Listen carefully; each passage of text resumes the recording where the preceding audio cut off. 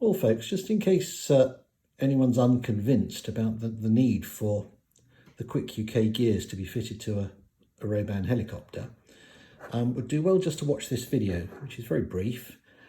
This gear set, which is an original gear set from Roban, was extracted from a helicopter after about 10 to 15 flights.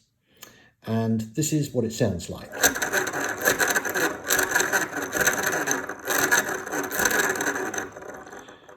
Now, there's no slop in these shafts. They are solid as a rock.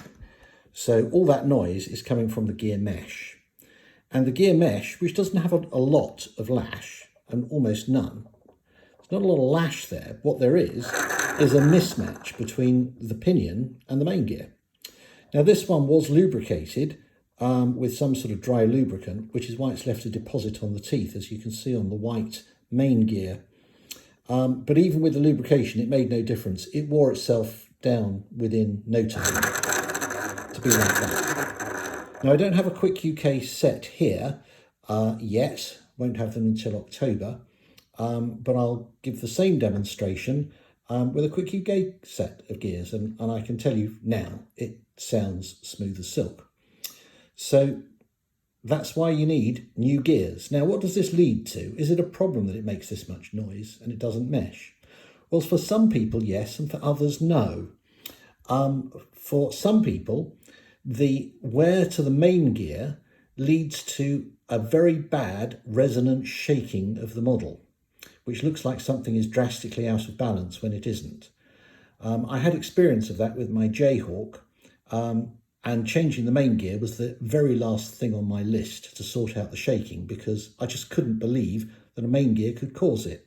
But in fact, it was exactly this. It was a main gear problem. When I changed the main gear to another Roban one, I might add, it lasted for 10 to 15 flights, and then exactly the same thing happened again. So why it caused shaking on that model and not on others, I can't explain. But I certainly know that this was the cause, and I certainly know that this is an unacceptable gear mesh.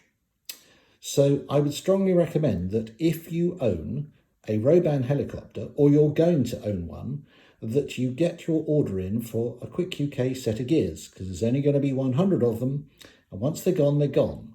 Personally, I'm having 5. One for my new Bell 407, and the remainder to keep in stock for future use.